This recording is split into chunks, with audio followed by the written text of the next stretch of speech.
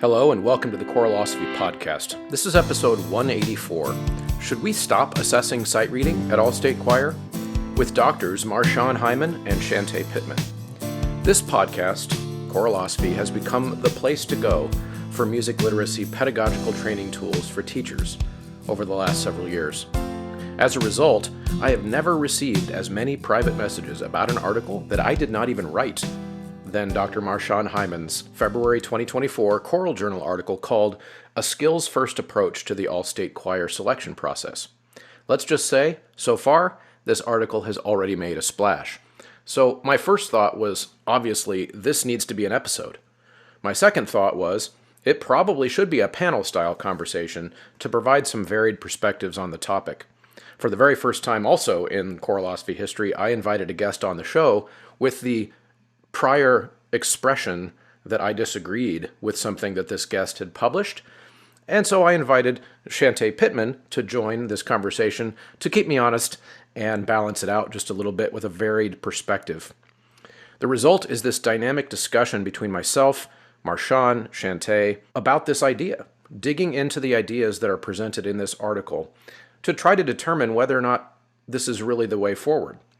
Of course, it will be no surprise where I land on this conversation. I don't think it's the way forward, but that it doesn't mean that we can't learn something from the point of view that Marshaun expresses. So be sure to tune in and stay involved in this conversation all the way to the end, even if you have to listen in multiple stints, because this one's a good one. This one is a live wire. We center the conversation around the ideas presented in the article that Marshaun writes, including whether or not learning to read music is analogous to having to learn to read and write standard English versus, say, African American vernacular, whether music literacy can be a useful term when not referencing the reading and writing of music, a dissection of how different states assess sight singing, and possible improvements to current systems of assessment.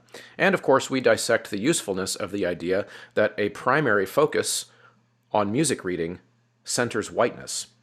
Be sure to listen, comment, and share your related experiences on this episode. When you see it posted on social media, you can go to the Choralosopher's Facebook page, and of course, on choralosophy.substack.com, you can also join in the conversations there. Stick around. One of the best ways that you can scratch your back and scratch mine at the same time is to enter Choralosophy at checkout. When you go to sightreadingfactory.com once or multiple times per year, however many it is that you do to renew your membership, your students' memberships. Also, when you get sheet music at graphitepublishing.com and endeavormusicpublishing.com, you can enter Choralosophy at checkout on those websites and save as well. And of course, getting the best choral folders on the market at mymusicfolders.com allows you to enter Choralosophy at checkout to save at all of those great vendors. I'm excited to tell you about Ludus.com, a new platform designed for the performing arts by people from the arts. With Ludus, you'll have access to a friendly, knowledgeable customer success team that's available when you need them. And the best part, there are no setup costs, contracts, or hidden fees. It's 100% free to your program, so why not give it a try and see how Ludus can help you streamline your operations and put the focus back on your passion for the arts. Choralosophy listeners can go to ludus.com/choralosophy for an upgrade for free to their marketing suite. Patreon members really keep this show going financially every month, making sure all the costs are covered out of pocket. But they also get access to my Google folder of goodies, the private podcast feed. They find out who's coming on the show ahead of time, and a variety of other fun little conversations that we're able to have over on the Patreon page. The producers and Inner Circle at Patreon are Brannigan Lawrence, Brian Long, Chandler Smith, Venture Studios, Jonah Clixbull, Angie Schilling, David Kowalczyk, DF, Kyle Peterson, Max Jackson, Michael Herron, Nathan Hines, Ryan Main, and Stephen Kathy Kakachik. Okay, everybody, I am here recording in my hotel room at Missouri Music Educators Convention with Dr. Marshaun Hymon, who's new to the show, and Dr. Chantae Pittman, who is coming back for her second appearance on the Choralosophy podcast. And we're going to be talking about primarily all-state choir audition processes, and more specifically, how does the music literacy, or some people would call sight reading, component of the all-state choir audition process fit in? Or does it fit in? And so we're going to be having a conversation about that. So, Marshaun, Chantae, welcome. Thank you, Chris. I love it. Okay, so since Marshaun is the newbie on the show and has not been on before, I'm going to start with you, Marshaun. Tell us a little bit about you and where you come from and why you're passionate about this topic. Yeah. Hey, everybody. My name is Dr. Marshaun Hymon. Really excited to be here.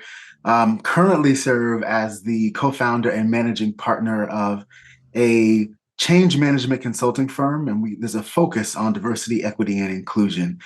Born and raised in Florida, and actually currently living in Florida, so I'm from the South. And I started my career as a public school music educator, specifically a choir director. And I am really excited about this conversation and passionate about this work because I've been able to find the intersection of music and diversity. And I think there's a lot to cover in that intersection. So excited to be here. That's great. That's great. Now, Chantae, you've been here before, but I would like for you to tell us about who you are again, in case nobody caught that episode. They'll have to go back and check that out. They should definitely go back and look at that episode. It was a banger. It was a bop. But I'm Dr. Chantae Pittman, director of choral activities at Campbell High School. It's in Smyrna, Georgia, which is right outside of Atlanta.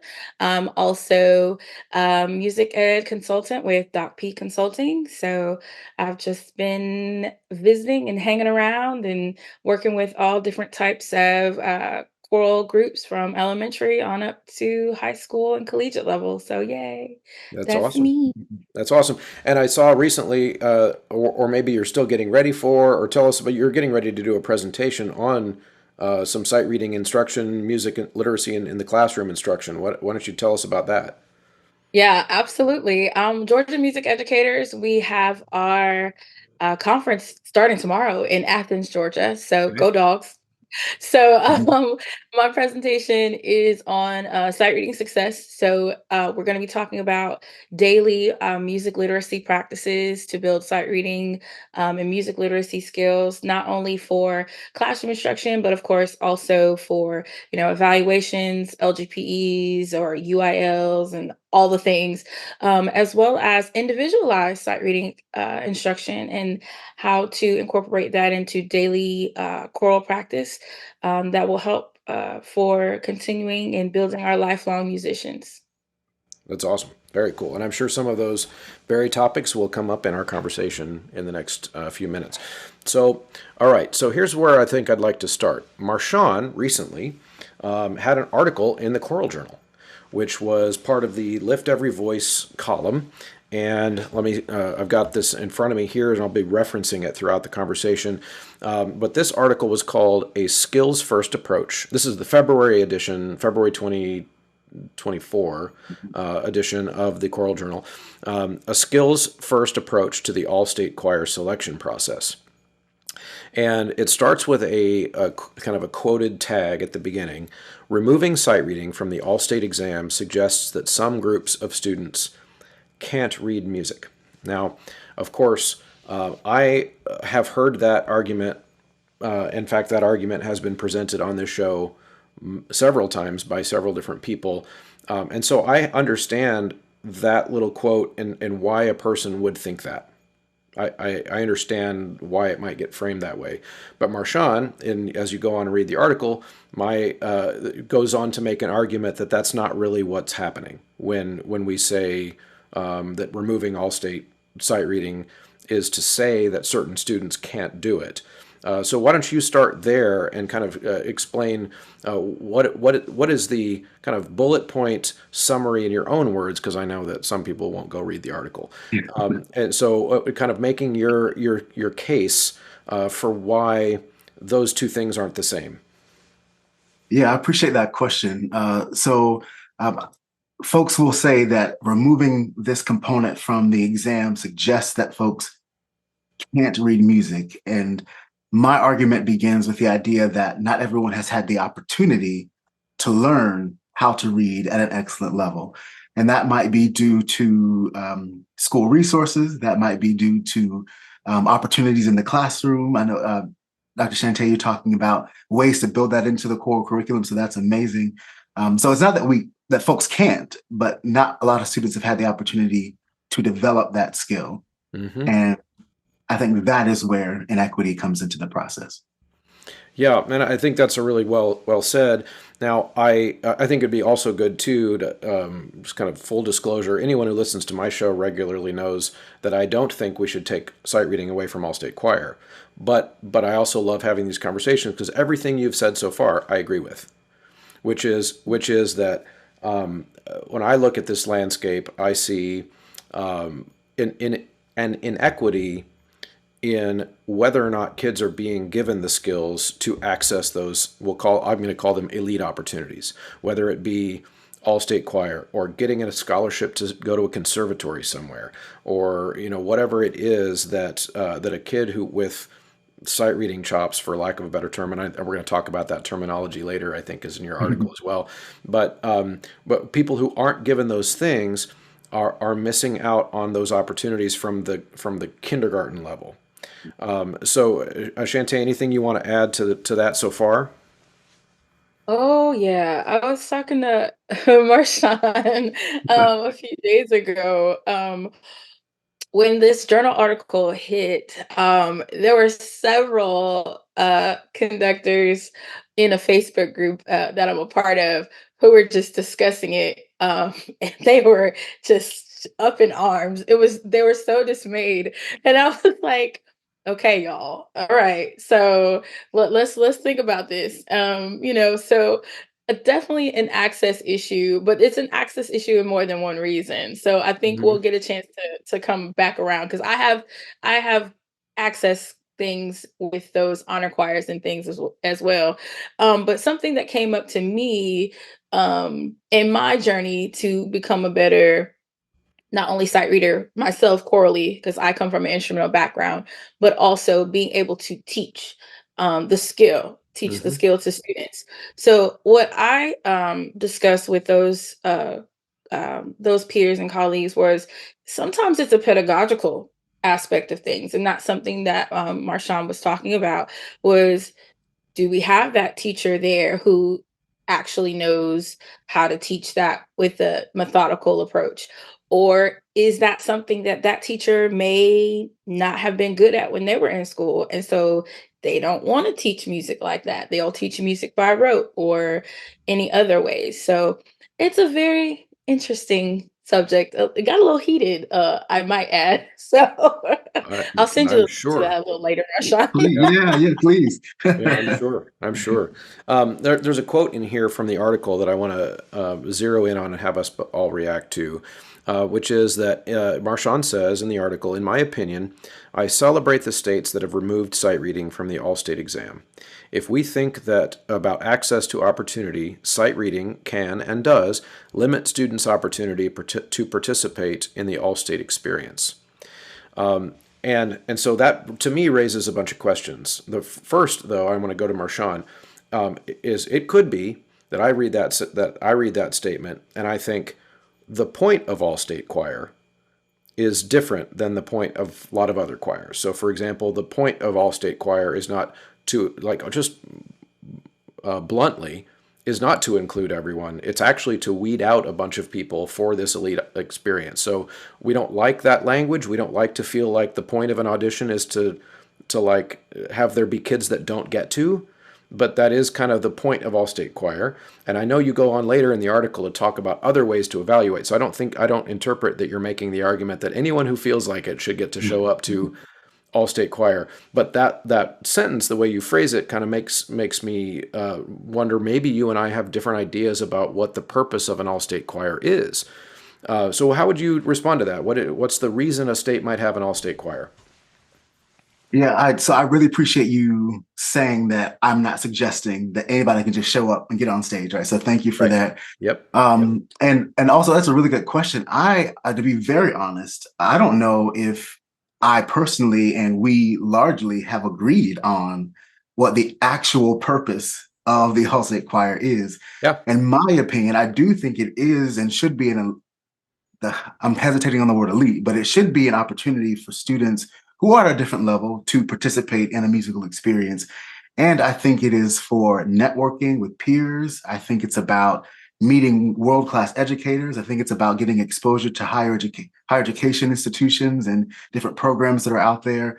I also think it's an opportunity to get out of your neighborhood and your bubble and see something different in the world, which then opens up a whole nother conversation. But there are some people that don't leave their community for years, right? So I think there are so many opportunities or so many reasons why the All-State Choir exists. And I'm not quite sure if we have discussed that holistic approach rather than just an elite musical experience. Right. How about you, Chantae? Do you have a point of All-State Choir? Why do we have it? You know, that sounds like it's a really good conference presentation. So that sounds like some research might need to happen. Um, you know, it's always been something that's never been explained to me. I auditioned for All State Band and All State Choir, and lo and behold, I didn't make either of them when I was in school. Why? Sight reading. So moving along. Did I score perfectly on my etudes and my tonal memory and my musical theory part of the assessment? Absolutely, I did. But sight reading was a detriment to me being able to participate. So, like I said, sight reading is very dear to my heart. But again, people don't talk about the purpose, the real purpose of it.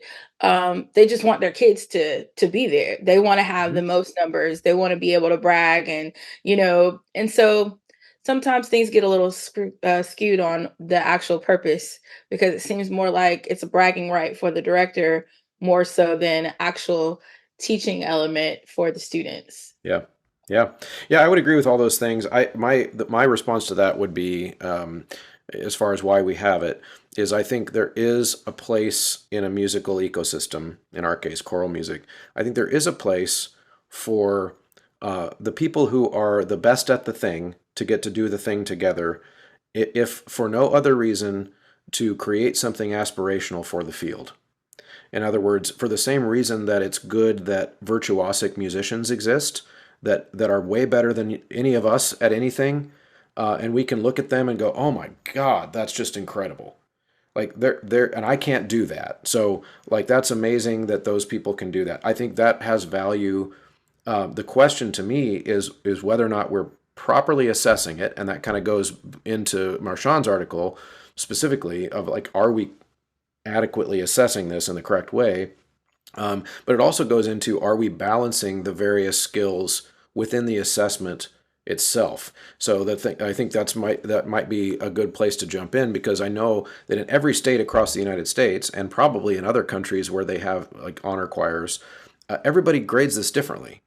And so, for example, I'm going to start out by explaining Missouri, and then maybe Chantae could explain Georgia, and Marshaun if you have like Florida or whichever state you're most familiar with.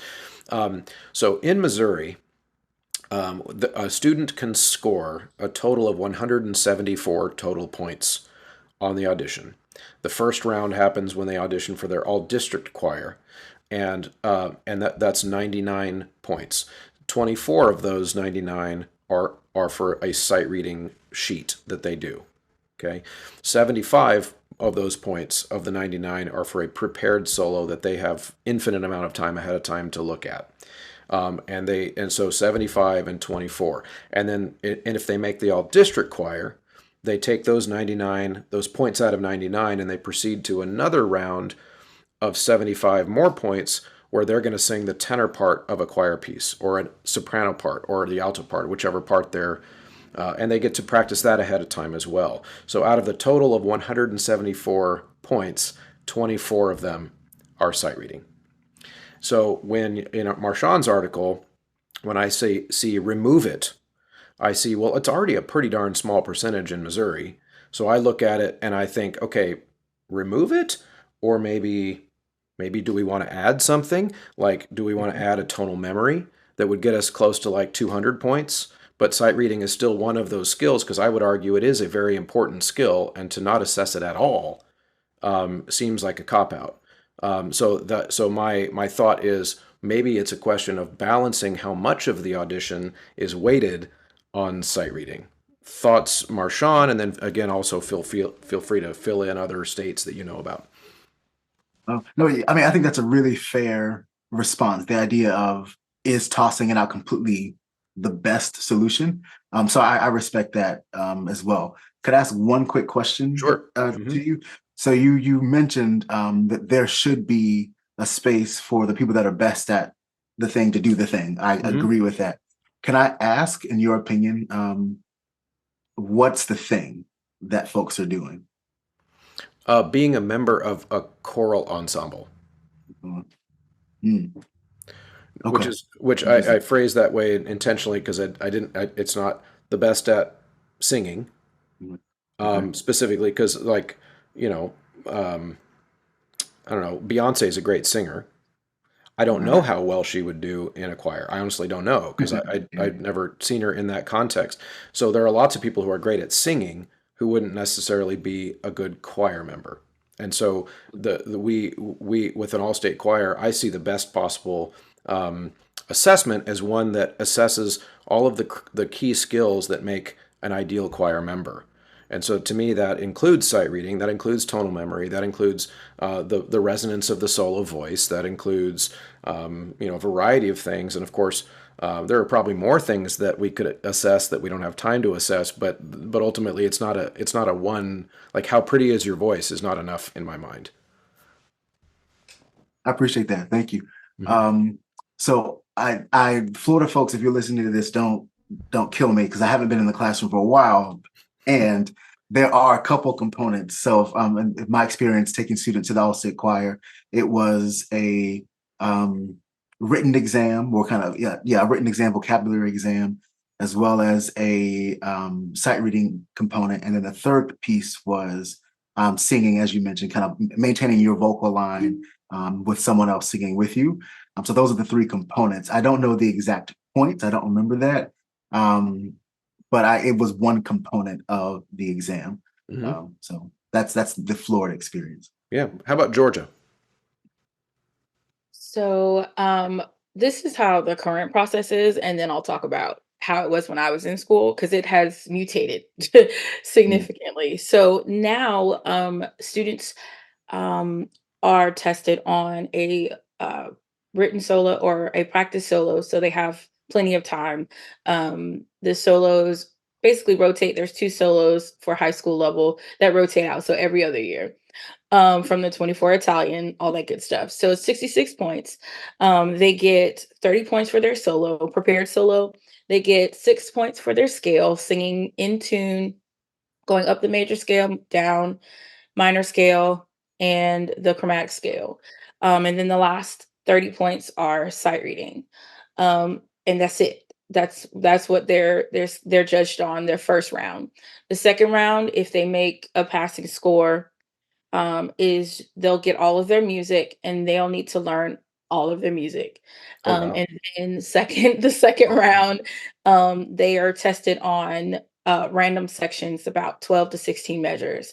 And it's basically pass or fail. They have to make at least 70%, know 70% of their music in order to pass on and make it actually into the all-state choir. We don't have the 12,000 levels and rounds that Texas and stuff has. Mhm. District honor choir is decided by the directors. It's the director's choice per district. So that's a completely separate situation. Yeah. Um, so that's how it goes in Georgia.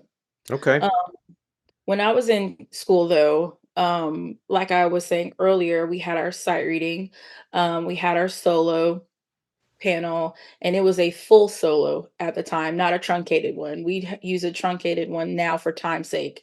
And then there was sight reading, and then there was a tonal memory component. When I first started teaching, when I was a baby teacher, they also added a music theory portion, which is a vocabulary portion that Marshaun was talking about in Florida. They found out that it was taking way too long for the audition process, so they took that away a few years ago. So it's been a how do we assess this? What do we take away? What do we bring back? Kind of Hmm. thing that's happening in Georgia. And so it's still consistently mutating. And the judging rubric has mutated significantly as well. So that's another issue as well. Yeah. Yeah, that's interesting. And the thing that keeps coming to my mind when I hear about Georgia's process is I could probably make some arguments that having an entire folder full of all-state music that a kid has to learn before they've even made it into the all-state choir might actually present more equity issues than sight reading does. So kind of thinking about the different elements, the reason I say that is because I think about the way off a lot of kids' lives are, which is I don't have time for that because I've got 5 younger siblings, and when I go home, I've got to babysit until my parents get home, or I've got to work, a 30-hour job so that I can help support my family, or whatever else it is, and then at which point are we really assessing their qualification to be in that ensemble, or are we assessing how much time they have to spend outside of class to do it? And those are two different things, which I think gets at the spirit of what Marshaun is concerned about, is are we really, when we do these assessments, are we really assessing the skills that we want to achieve?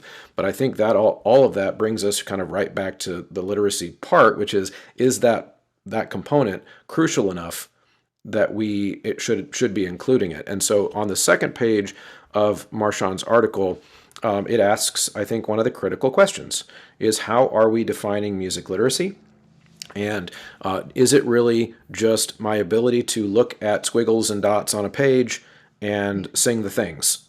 Is there more to it than that? And so, of course, one of my most popular episodes in 2023 was an episode I did called "Literacy is Equity," and making the essentially, and of course, I hope already, Marshaun, you feel welcome here, but it's basically making the opposite argument to everything that you made in your Oh, great. in your article, Awesome. which is that to not provide literacy instruction to students is an equity issue in the way I think of it, but also to and I know that's not what you're saying. I know that you're not saying we shouldn't. But I kind of use some very strong language to talk about how like students have a right to learn it. It's not just something I hope we learn, all that kind of stuff. But then I also kind of talk about what is the literacy thing? Like, what does it mean? And there are in the dictionary, if you just go to the dictionary and look up the word literacy, you're going to see 2 types of definitions. One, you're going to see the original definition where the root word lit, the book, comes from, which is just can you read and write about the thing? If you are musically literate, you can read you can read music and you can write music. But then I think where I'm interested in challenging you in your article is to maybe encourage us to think about music literacy. You're exactly right, is more than just looking at the notes and being able to sing them, but it also includes a music literate person has a really good sense of tonal memory. They have a really good sense of internal pitch and rhythm recall. They are able to hear music in their head very vividly. They're able to remember it for long periods of time. Those types of things. Music literacy is very expansive. You've got to teach a lot by rote in order to get kids really good at it at first. All of these things work together. And so to me, music literacy is just one of those things where it's a non-negotiable in the classroom, and I know you're itching to jump in, Marshaun, because I know that I know that you're not saying that we shouldn't teach it. So go ahead and thoughts about what I've said so far. Yeah, I mean, I think I agree with what you said. Mm-hmm. I think in addition to the lines and the spaces, it's more than that. Yep. And in the article, I think I go on beyond what you said to talk a little bit more about um, understanding genres, under being able to perform in different dialects, being able to articulate different styles, being able to move and feel the beat and the rhythm and display that in performance. All of those elements, in addition to what you said, I think is music literacy. And I think if we focus just on the lines and the spaces, we get stuck into the idea of sight reading and reading music is literacy when I think it's much more broad than that. Yeah. So that's my Yeah. perspective. Yeah. And I would agree. And I would just say, I think maybe where we would disagree, but maybe not, is that I don't think you can be musically literate with only just being able to feel the music. I think you need to be able to read it if you're going to call yourself literate, because that's what the word means. Now, there are excellent, fantastic, world-class musicians who don't read music. And so the distinction that I would make is that those musicians are still amazing, world-class, excellent musicians. They're just not literate musicians. Because I'm thinking about that more, that just the ability to read and write the thing. Thoughts? Yeah, I wonder if we put it on a spectrum. I think literate and not literate feels pretty black and white to me. Hmm. So to your point around like these world-class musicians who can't actually read music, I wouldn't say they're not literate. I'd say that maybe there's an additional skill that they could learn, right? So if we were to put it on a spectrum, there's from I walked into the chorus my very first time in life, all the way to I can sing by ear, I can play, I can read the music, I can do all these things, et cetera, et cetera. So I think the spectrum feels feels good to me. I hear you. I hear you. Good. Shantae, jump in and weigh in on this. And then just to add on to that thought is, we still, yes, we should be reading, but we should also be able to hear. That's a big thing too. And being musically literate is also having the opportunity to train that ear, because a lot of the sight reading things that we do is sound before sight. Hmm. And that's a huge thing for me when I'm teaching my babies, especially the ones who, oh, this is my first year chorus as a ninth grader. No, don't remember anything from elementary or middle school, but they're like, I want to join Doc P's class because she's cool. So I'm starting at the basement, ground level every time. And they have to be able to hear it before I even try to even say, hey, that's a quarter note. Yeah. It's not going to make a difference. Yep. Yeah. Good. Go ahead, Marshaun. As you were speaking about that, Shantae, excuse me. I'm also thinking about like who has the power to tell us what to center. Like for this the last couple of minutes, we've been centering sight reading and classical music, right?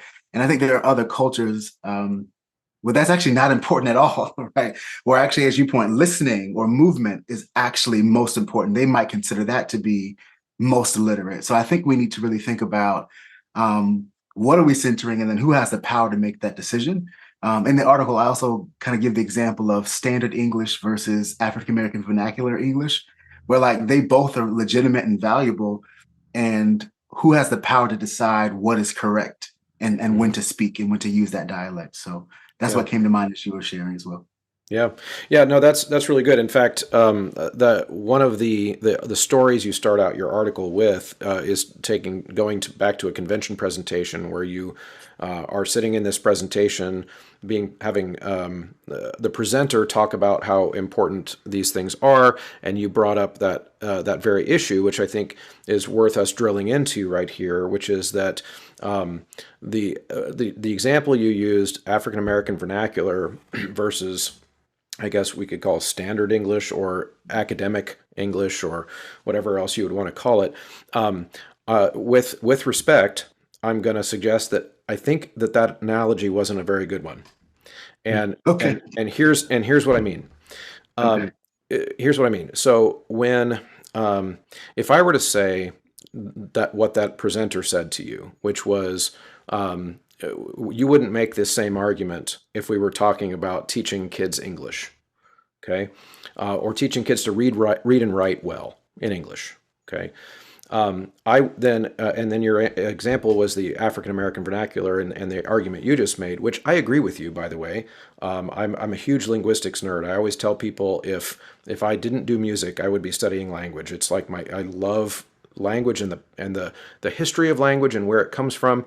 And so I remember where I was when I realized when I learned from a linguist that African American vernacular English was not incorrect, and having someone explain to me why it wasn't incorrect linguistically, and showing me that every single language on the planet has evolved dialects over place and time based on, and that seems so obvious, but because I had never been taught that, I was like, my mind was blown. I was like, oh yeah, I see how that's exactly like the French that I learned from my Swiss cousins who don't speak French the same way that the people in Paris do.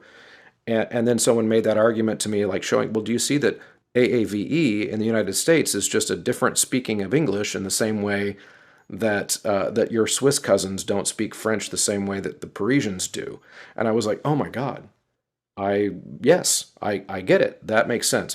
So we're on the same page there. But here's where I would say we still, even African American students, I would think, we would still say that their ability to read and write in the language that they live in, that there is surrounding them, is still a crucial skill for them to be successful in life, to be employed, to get into college, to have tools, to access the, I don't know, the good life that we all hope that they would be able to access, and saying that, well, because they speak a different dialect, that they wouldn't need to learn how to read and write in the language. I think that's where I lose you on that analogy. Thoughts from either of you? I think it goes back to the idea of centering and power. Like, Mm-hmm. who has the right to say that I must learn this in order to be successful, or to the things that you said? I agree. Like, of course, you have to learn the language of the place that you're in to be able to operate.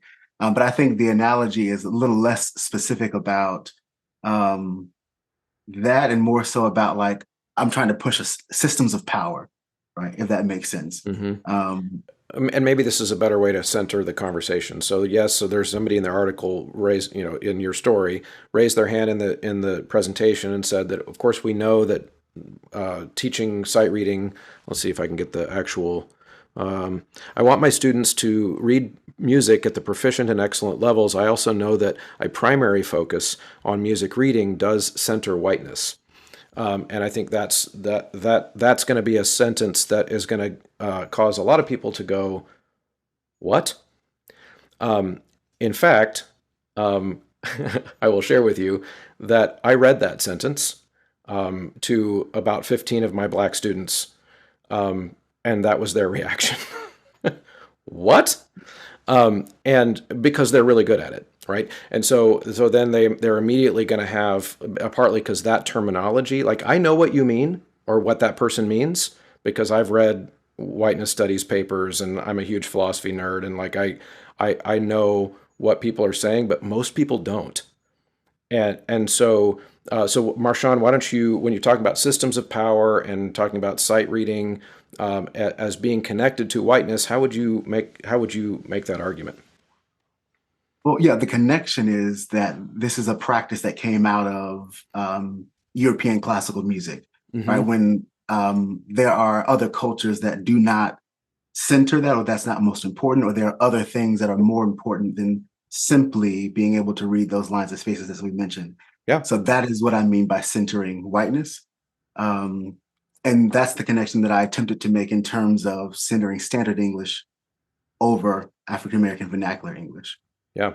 I wonder, Shante, do you want to jump in on this at all? So my question then becomes, is it still centering whiteness if we think of how Black Americans, African Americans who are composers, and who initially started to write and bring those traditionally oral things that we were singing and passing on orally into the written form? How does that fit into that whole ecosystem of music in the Western canon?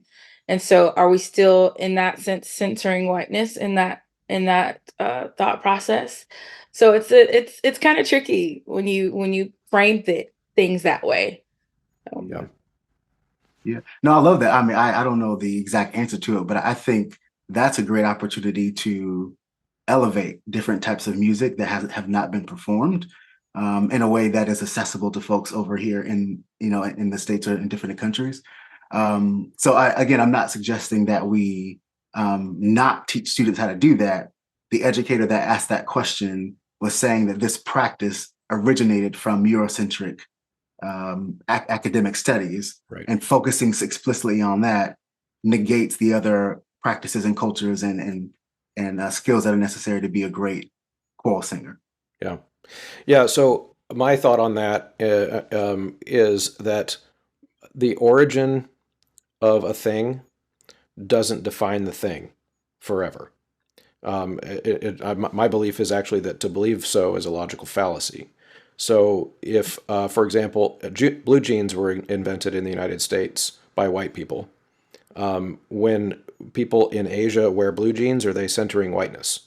And of course, that's a silly example, but the logic follows that if the thing was originated by a certain group of people, it is defined in some type of essence by those people. And I would say that that's not how technology works.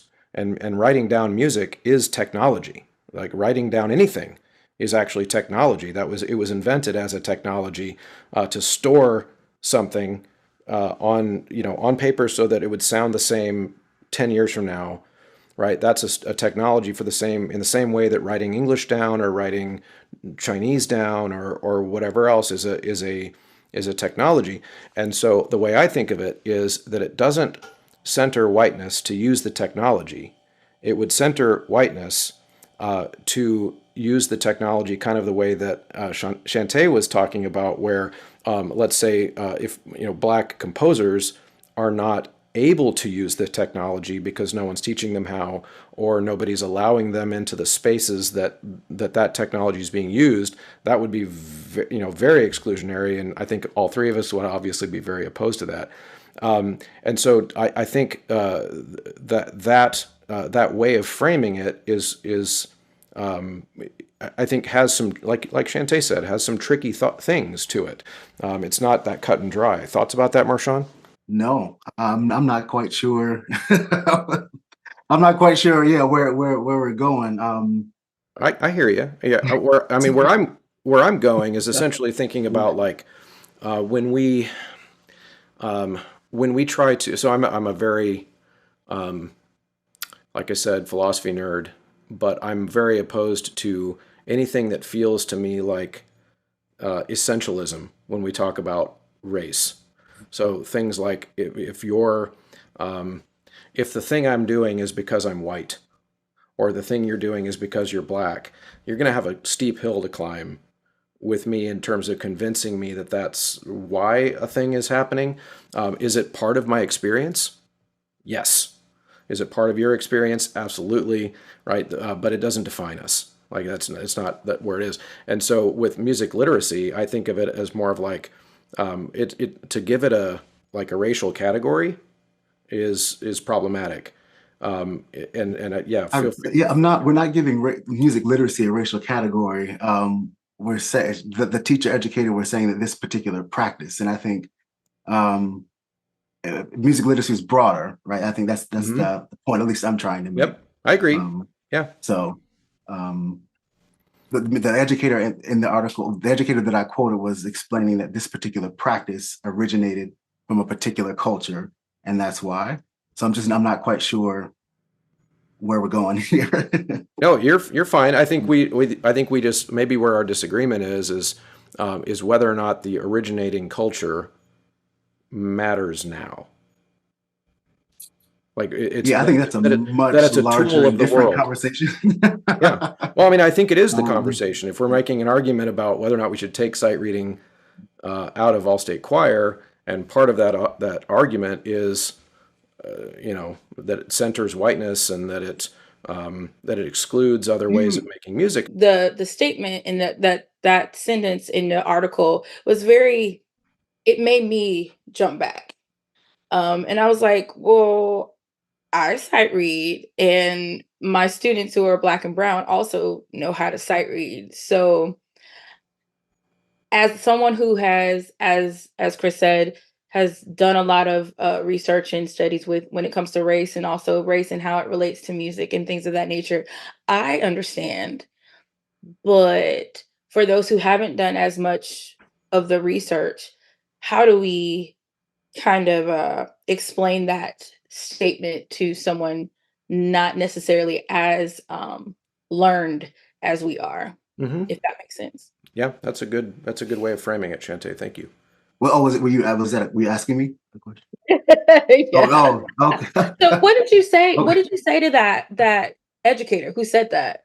Well, no, I wasn't I didn't answer. The educator said that in the room. Okay. Um, and I thought to myself about the African American vernacular part. Is that maybe was that confusing? Well, I think like Shante said, I think it would cause people um, to read that into your article as being part of the argument that you're making.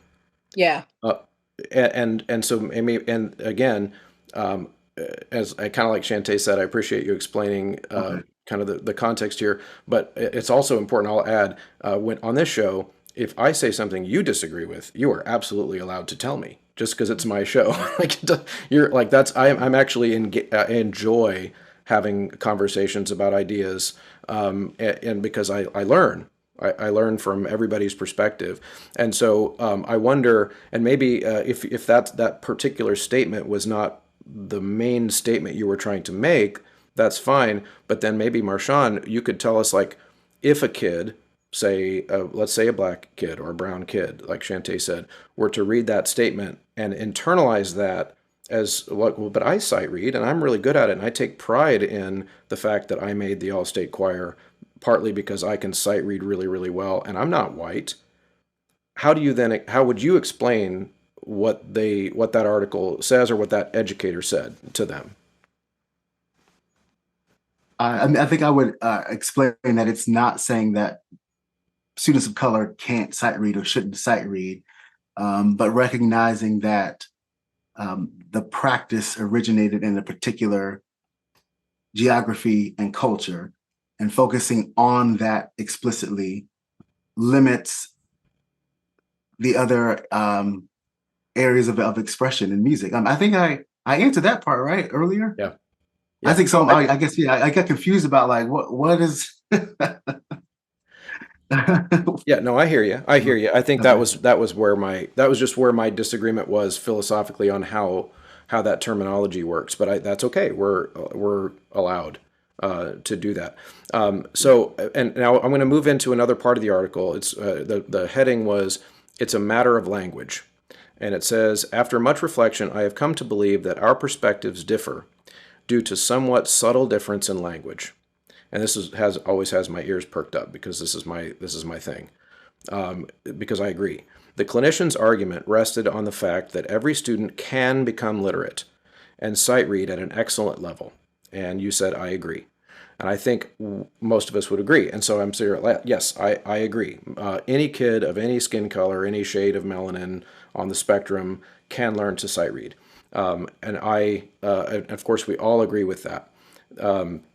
In just a personal anecdote, in 2021, the year after COVID, in the state of Missouri, our all-state choir is also pretty darn white, and partly because of the way we have in Missouri, we have two big cities where almost all of our black population lives: Kansas City and St. Louis. And we've been struggling for years to get the quality of education to be on par for those students. But in the suburb that I teach in, we are actually a pretty diverse school, but more well-off diverse, if that makes sense. So middle class diverse. And so for the first time in the history of the state of Missouri, there were three non-white tenors that made the all-state choir, and they were all from my school.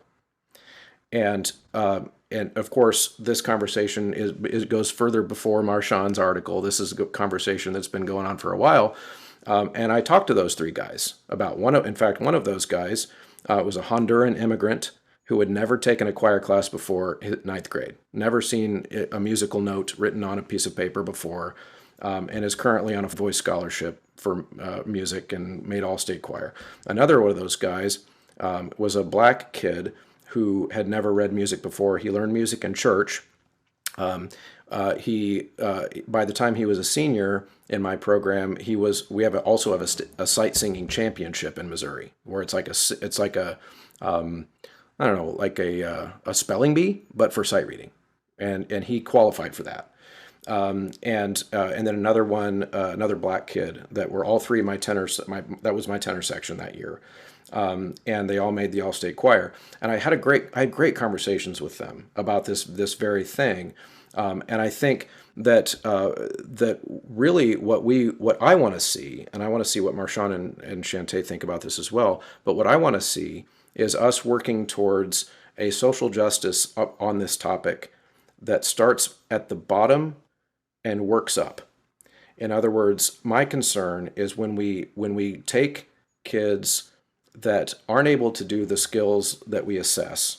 And yes, absolutely, there's arguments for we need to be better at assessing and assess different skills, and I'm with you on that. But when we say we're going to change the standard at the top so that those kids from places that don't get to do it get to make the all-state choir, then what I'm concerned about is that it sends a message to those school districts that are not giving those kids the education I think they deserve. Sending those districts a pass because then they get to put on their banner all the all-state choir kids that they have at their school, but they didn't teach them how to read music.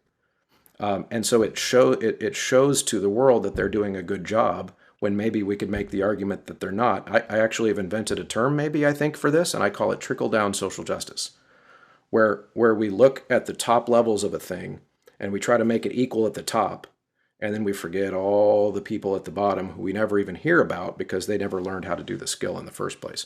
Chantae's got her hand up. Go ahead. As you were talking about that, it kind of a little light bulb popped up, and just taking music literacy and sight reading out of the frame realm of just preparing doing it for all state, because that's what sight reading becomes. It becomes, I'm doing this because I have to X, Y, and Z, get the product, get the reward, get the bragging points. But ultimately, in the classroom, because a lot of us exist in this through a class, we have standards. And so music literacy is part of those standards. So if we're removing these things that are um, standards based ideas, then we are lowering the standard of music education in our classrooms. So, in my mind, that's the opposite of what we want to do. We want to make sure that our all states and our districts and our region choirs are a reflection of those students finding excellence at meeting the standards, at least meeting the standards and excelling the standards that we set forth, at least not, if not just statewide, but also nationally, because we do have national performance standards that we Hmm. should be thinking about as well. Yeah. Thoughts about those standards um, based approach, Marshaun? No, I agree. I think we should definitely be continuing to teach to the standards. And I also want to be clear that we should not stop teaching sight reading in our classrooms. I Yep. think Yep. I think the entire argument, or the majority of the argument, rests on the idea of opportunity and access to that opportunity. So if students do not have the chance to gain the skill, then we are doing a disservice to those when they could potentially be successful in the experience. And I think particularly in those states that require music to be learned before students arrive at all state. So I Hmm. just want to be clear about that perspective. Yeah. Yeah. I know in Missouri, um, the students have a certain number of rehearsal hours that they have to complete in their local area before they go to Allstate. Um, but they don't have to have the music learned before they do the audition. And I can tell you that if they were not crack whip sight readers, they would not be able to get ready in time. And because it's very high level of repertoire.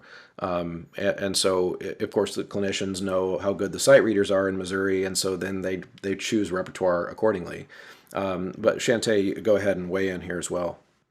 So going back to the access issue, I had alluded to this a little bit earlier, but not only is that sight reading skill an access issue, but it's also there's financial things that are access issues. A lot of times in my schools, I've come from schools that were majority Title One or low income area school systems, and they just didn't have the registration money. It didn't mean that they Mhm. didn't have the musical skills or the musical aptitude. They just didn't have the financial resources. Some students and some schools and states, they have um they say nominal fee, but I mean $25 could be dinner, for a family, and then a second round fee is $35. And then they're paying for the hotel, and they're paying for their music, and they're paying for their rehearsal tracks. Like that's another issue with access and things. and that's another show for another topic for another show. Yeah. But but it gets in there, and that's what's great about these conversations is just sitting here and talking and just discussing the things, and you're like, wait, well, this is what's going on in this state. What's going on in your state? And so I really do appreciate Marshaun your thoughts on this because it like I said, it's gotten the people talking. Yeah.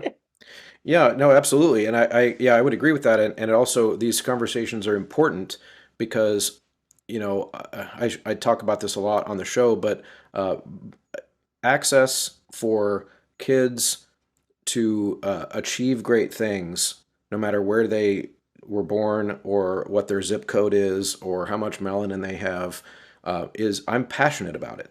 I do. Uh, I do probably 50 episodes a year, and I would say probably 20 of them out of the 50 every year are about this.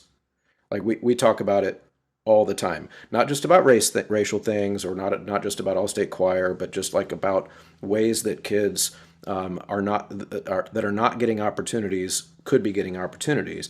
Now, one of the things that I think is important is that when kids aren't getting opportunities, sometimes we figure out better ways to deliver the instruction so that it's not as expensive, so that it's more efficient, so that more kids can have access to it, thinking about the pedagogical aspect, which I think, if it's okay with everybody, that's maybe kind of our last topic, because then I'm still following Marshaun's article where you provide some ideas of a solution to the argument you're making, which is this skills first approach. And so, reading from the article here is: a skills first approach utilizes skills as a primary measure of success and ability rather than degrees, credentials, or other proxies, and actively seeks to include historically excluded populations. And then, kind of skipping down, people can find the article on CoralNet or Choral Journal. And then, applied to the Allstate experience, it says, from a skills first perspective, what are required skills to be a successful all-state student? And you list consistent intonation, totally agree. Strong technical preparation, agreed. Conductor connection, yep, absolutely. Musical expression, independent musicianship, tone, choral collaboration, all of those things, yeah, totally agree. I would just also include sight reading. So why maybe kind of as we kind of wrap up this conversation, put a bow on the arguments being made and the ideas again discussed here. Why get rid of it and not think of more of an approach of, are we balancing that skill among all of the other skills appropriately? Yeah. Thank you. So, a skills first approach specifically seeks to understand the required skills for an opportunity, Uh-huh. and then determining the preferred skills, right? These are good to have, but maybe not required. A skills first approach also looks at who's not in the room and how might we build systems to ensure that they get in the room, and why haven't they been in the room? And then lastly, it's important that those required skills are connected directly to, I'm doing air quotes, on the job performance. So if I'm performing my job today, what are those required skills that I need to be successful? So I think that's why the sight reading part could be considered, or maybe not be required. I think I'm pushing that we consider if it's required or not, because as a nation, we have not yet ensured that every single student has the opportunity to gain that skill. And until the system has been developed in a way that we ensure everyone has the opportunity, there will always be people left out. I'm not saying everyone can be let in the room, but I have the opportunity to gain the skills necessary to be successful on the job. Yeah. So that's why I recommend we consider, at least in the short term, removing it from that exam. Okay. Chantae, do you want to respond to that? So I don't have a response really because I really liked how Marshaun framed that. Mm-hmm. Um, what do you believe? I'm asking questions. This is not my podcast. I'm sorry. What do you believe? What do you believe? Um, I know you had mentioned it, but I mentioned it a little bit before. But for those who probably won't or might not have access to Choral Journal, what would you say? What would you believe the ideal um, required skills for all state choirs would be for the audition That's process? that's a good question. So I'll be very honest and say I don't know. I don't have the answer. The sample skills that I listed in the article were connected to singing and connected to um, like choral collaboration, the choral experience. And I think that those should be the required skills. So if I'm up and rehearsing with my conductor or singing on the stage, what skills are required to be successful in that environment is what should be required. And then the other things we could consider what are preferred, and then maybe what's not needed. Hmm. So not a beautiful answer, but I think that's where the required skills lie. So Yeah, Yeah. okay. So you're thinking of it in terms of like the job. It's like, what's the job that I have to do today? And the job that I have to do today is get up on stage and sing an incredible presentation of music. And do I have to be able to sight read in order to do that? Are there other? exactly. Okay. All Yeah, right. Good. Yeah, yeah, Shantae, yeah. go ahead. So I recently adjudicated way too many students nationally for the National ACDA Honor Choirs the past year. And of course, if you're doing this and it's all virtual and uploaded to Submittable, there's no sight reading. So definitely think that states can look to National ACDA and their honor choir process in order to kind of streamline things more aligned to what Marshaun was speaking of. So students had to prepare a portion of one of the pieces of music that they were going to do, and they also had tonal memory that they had to do. Very abstract tonal memory. So it was not do re mi, it wasn't really easy. It was really I would say intense tonal memory because that's ultimately the skills that are going to be used to prepare for that music, to Yep. perform it. And so several dozen of these recordings were used, and I judged, I want to say high school, I think the high school 11th, 12th grade mixed choir. But that was it. And I'm sure if we went to a digital type of situation or a quick situation like that, it would be much more streamlined, much more efficient. Although I didn't want to sit there for several hours going through all of those submissions, but it was actually a pretty quick process, Yeah. and a lot less daunting for my students to prepare for. One of my students actually made the 9th and 10th grade National Mixed Honor Choir through that process. And she told me herself, she was like, it was a lot less nerve wracking because she knew what the requirements were. Sight reading is kind of an unknown in the audition process. And that's usually what gets my students in the sight reading room is that I don't know what's going to happen. I know how to sight read, I know the process. But Hmm. sight reading for classroom versus sight reading for an audition or for scholarship is a different process. And a lot of teachers don't know that that is a different process too.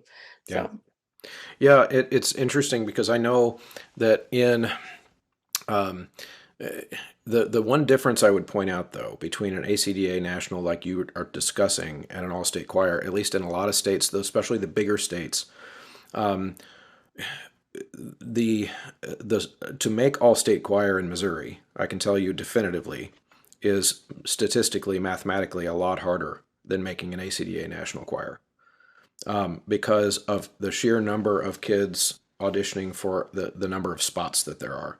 So, for example, the sheer number of kids in the KC Metro alone, the All-State Choir, we're allowed to take from Kansas City Metro six altos, six tenors, six basses, and six sopranos.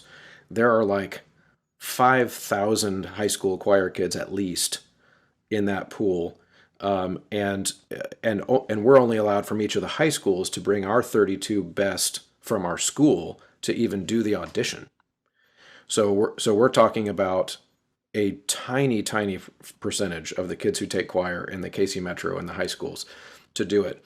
And so my thought is that more skills being assessed is always better than less, because that also drives us to be better educators.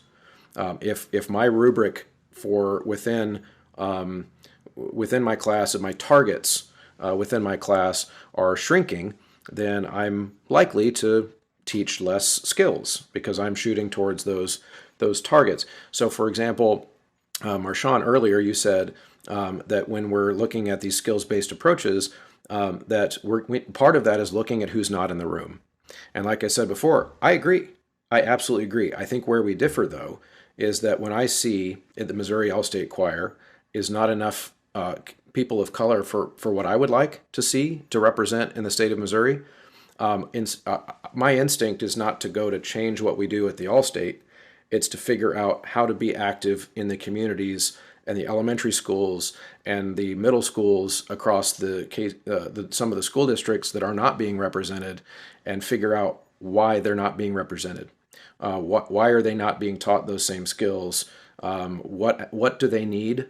So, for example, I've kind of put my money where my mouth is, and I've started a community youth opportunity in the summers for kids in the Kansas City community that can come for free, and we'll bus them there, and like we'll do all these things because I want the Kansas City kids to have the same access that the suburban kids do, but that's kind of what I mean by going down to the bottom rather than focusing on the top, so that 20 years from now we're not still having this conversation. So, with all of that and making sure students have access to it, which is what Marshawn was mentioning, we have to also make sure that in these teacher preparation situations at school, when when colleges, when students are learning how to teach, they're also learning how to teach those skills that we're wanting to assess further down the line.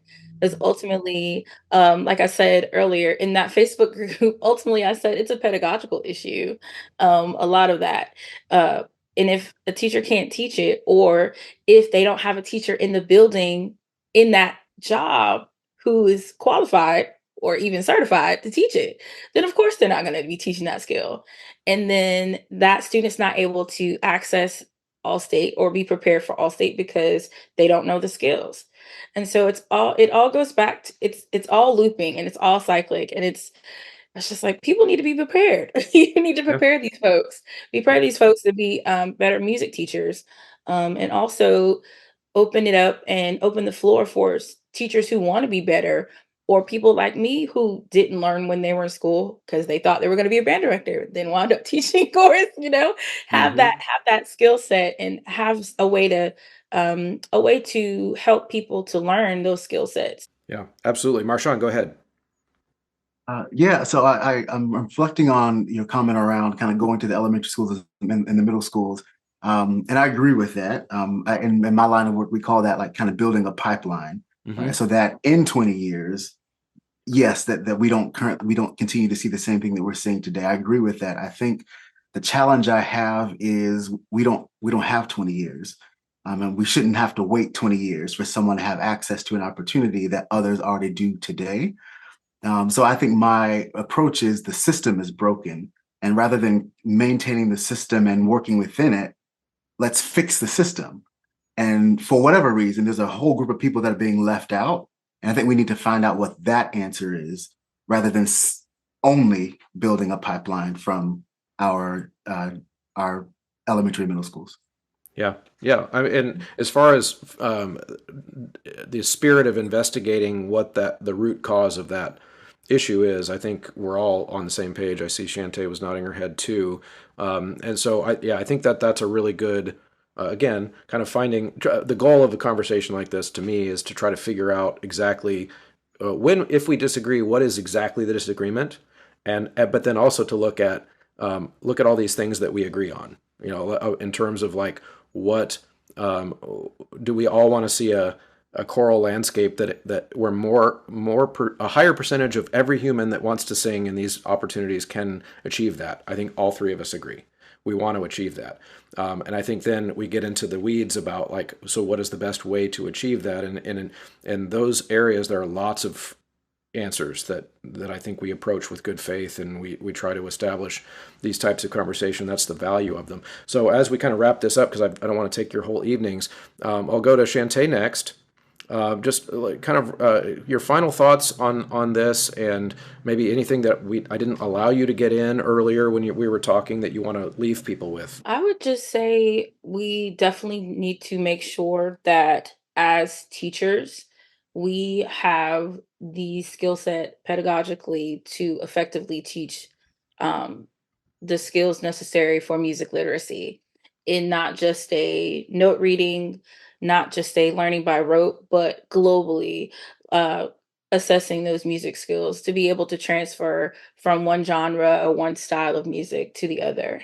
Hmm. And then also examining, like you said, Marshaun, the system and asking questions at our state state MEAs or state ACDAs, because it starts at the ground level, it starts at the state level, and then even more micro, it starts at the county level or the district level, and then moves further.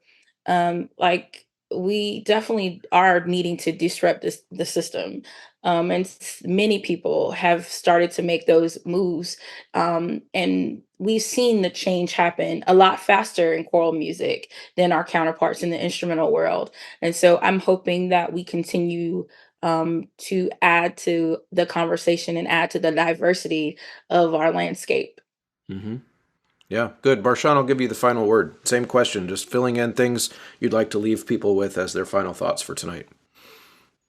Yeah, I mean, I think I will kind of end by saying the current research in kind of the skills first world is showing that when organizations take this approach, they tend to make better decisions and tend to make higher quality decisions.